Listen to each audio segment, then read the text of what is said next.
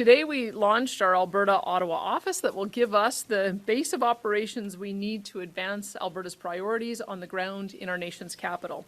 The office will strengthen our relationship with partners on Parliament Hill and in other parts of Canada and will help us to stay informed on emerging decisions that impact Alberta. Our province has so much to offer.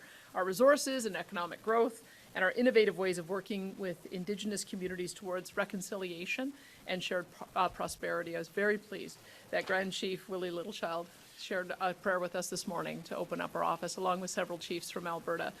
This office is going to play a key role in sharing Alberta's story as widely as possible through his work here, through James's work here. Our government is committed to standing up for Alberta within United Canada. The creation of this office in Ottawa is one way we're delivering on that commitment, and I am looking forward to seeing the positive effects that will come from this space right here. I would note that as I was in flight, the chair of the Natural Resources Committee, George Chahal, asked me if I would appear before his committee to explain our renewables policy. And I would just like to accept that invitation. If they happen to finish their business today, I know they have a packed schedule, I'd be delighted to join them. I do have time in my calendar. So my phone is on, and if he would like to invite me to that, I'd be more than happy to come. And this is part of the reason why we're here, is to be able to explain Alberta's position and be able to collaborate with our federal partners. And with that, I'd be happy to take questions. Thank you, Premier. We'll go with one question, one follow-up today. Please state your name and outlet at the mic, and we'll take as many questions as we can, but we're running tight on time.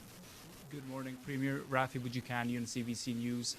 Are you willing to meet with Minister Randy Boissonnault over your newly announced transgender policies? Our understanding is he's sent you an invitation but has not heard back.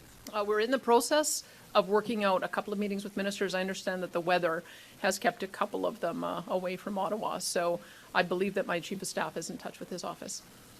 And just on these policies, why talk about them now? Who was asking for these in Alberta? Well, I can tell you any time there has been a change in an approach is often spurred on because of a particular case. For instance, when the Tavistock Centre was closed in the United Kingdom, it was because of a young individual named Kira Bell, who felt at the age of 16 that they were pressured into making a decision earlier than they might have otherwise.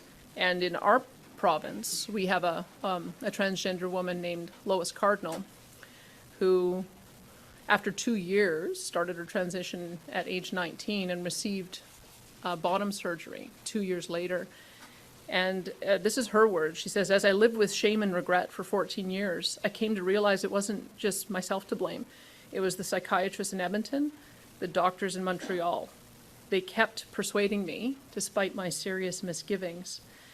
I had to relearn my place as a Native and where I belonged in my culture." So she approached the government to seek medical assistance in dying because of the severe complications that she had after her bottom surgery. So these are the kinds of conversations I've been having for many years about how we can provide better post-operative and surgical care for those who are transgender. Right now, we send transgender patients to Quebec for their treatment, and then there is a gap in being able to provide transgender follow-up care. So that's one of the reasons why, as part of this policy, we'll be recruiting someone to be able to do these surgeries in Alberta, and also be able to provide a roster of doctors who can provide the lifelong post-operative surgical as well as hormonal care to transgender adults.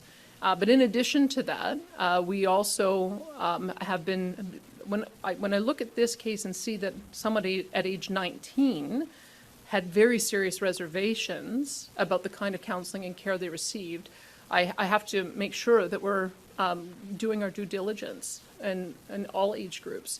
So we are going to be putting forward policy in the fall to make sure that we create a few guidelines so that we can do a more rigorous process. As I mentioned, we'll be supporting transgender adults in their journey. We'll be supporting families so that they can have the journey with their loved one as well. And in addition, we're going to just make sure that there's a bit more rigor in our school system as we talk about these kinds of really difficult topics. So those are part of the reasons. A lot of it was motivated from individuals I've spoken with in the transgender community about some of the holes that we have and some of the concerns that they've raised. So we're hoping to be able to address that.